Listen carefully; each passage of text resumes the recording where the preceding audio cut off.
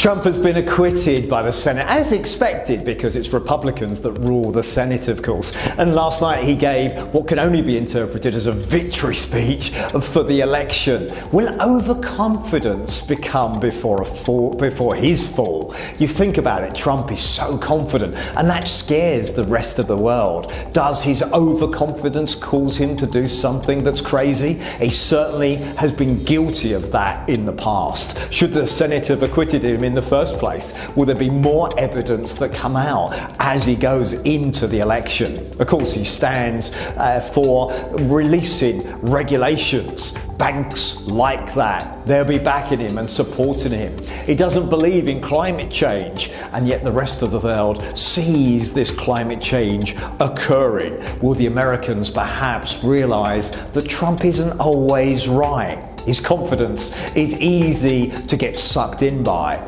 But in my experience in life, often overconfidence does come before a fall. And maybe that fall will come during the next few months. As ever, we watch with interest, and Trump is always good entertainment, if nothing else. Donald Trump is now talking about more tax cuts. Of course, there is a tipping point, and he's right that we need to reduce taxes in general. Most economies need to do that so that people are incentivized to work harder. Of course, you can go too far, and of course that can cause other issues with the economy. So getting it right is what an economist needs to be doing. Okay, unfortunately, Donald Trump believes his own publicity, and I would suggest that sometimes he can go too far, as he often does on Twitter. Again, we'll see if he actually follows through with the tax cuts. Often he talks a good fight but doesn't come through.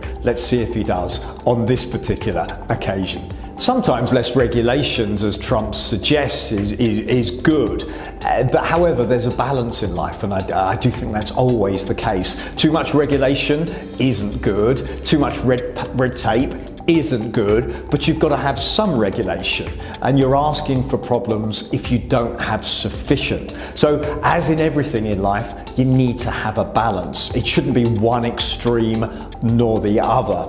In this particular instance, we have with Trump a person who is extreme, and I suspect that extremism ultimately will cause problems.